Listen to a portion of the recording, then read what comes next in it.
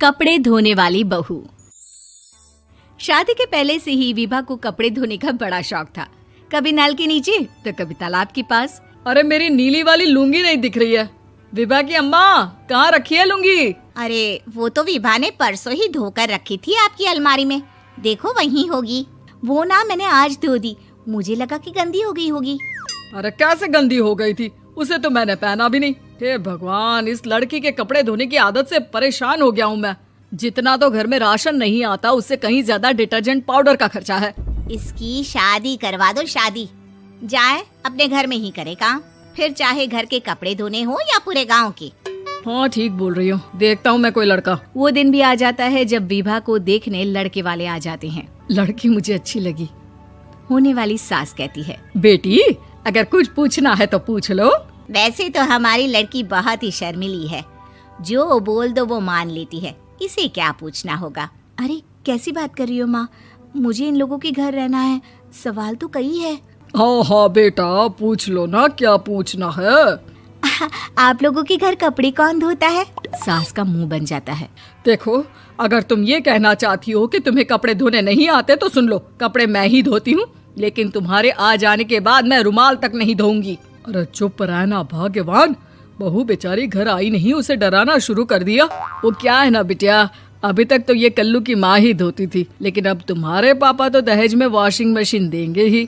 तभी विभा की माँ बोल पड़ती है, सवाल भी पूछा तो क्या। वैसे भाई साहब, मशीन की तो फिर भी कपड़े धोने की कैपेसिटी होती है। मतलब जो बिटिया दे रहे हैं ना विभा, इसे कपड़े धोने का बहुत शौक है। ये आप लोगों के क्या, आस पड़ोस गांव मोहल्ले सबके कपड़े धो दे और उफ तक ना करे।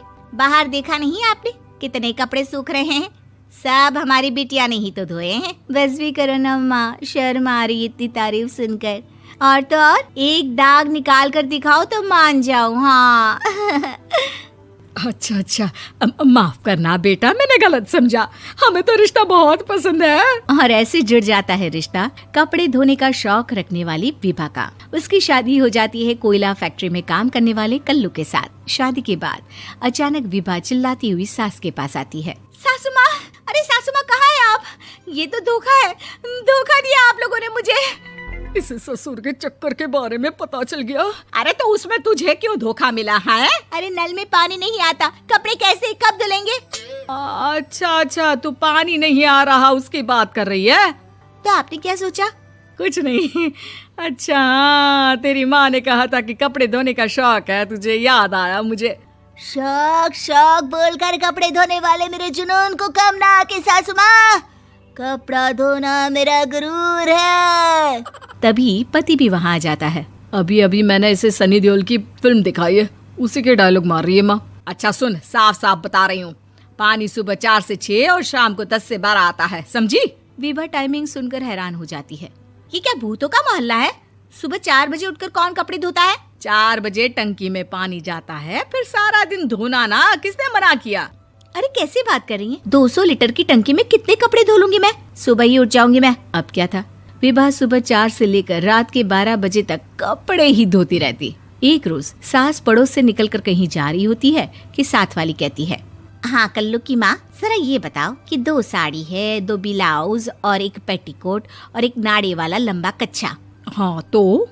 अरे तो क्या, कितना लोगी धुलाई ये बताओ। धोबन दिख रहे हैं हम क्या? हमारे पति सरकारी नौकरी से अभी रिटायर हुए हैं और बेटा सुपरवाइजर है कोयला फैक्ट्री में। धोबन समझ रखा है हमें।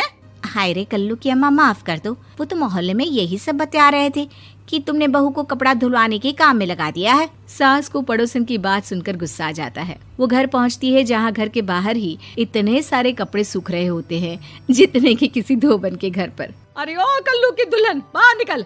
माँ जी यहीं आ जाओ, बाथरूम में चादर धो रहे हैं हम। अरे अभी हम धोते हैं, तुमको बाहर निकलो। ये आस पड़ोस वाले बोल रहे हैं कि हम बहू से कपड़े धुलवा कर उसे कपड़ा धोने वाली बना दिए हैं।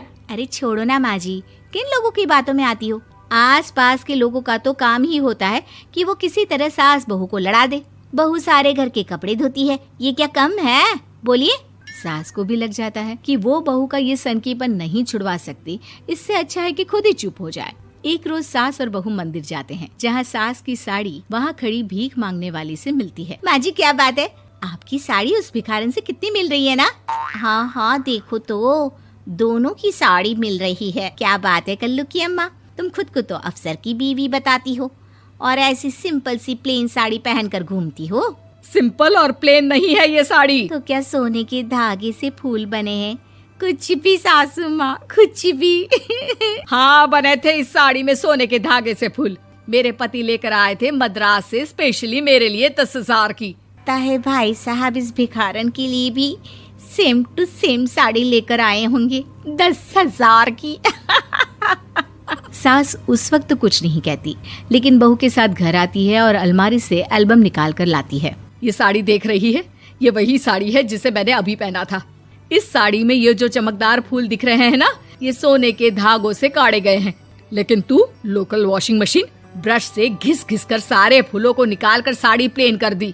मुझे माफ कर दीजिए सासू माँ। और तो और, जब मैंने तुझे तेरी गलती के लिए कुछ नहीं कहा, लेकिन तूने तो सबके सामने मेरा मजाक ही बना दिया। क्यों? बहू को समझ में आ जाता है कि अब से उसका कपड़े धोना बंद।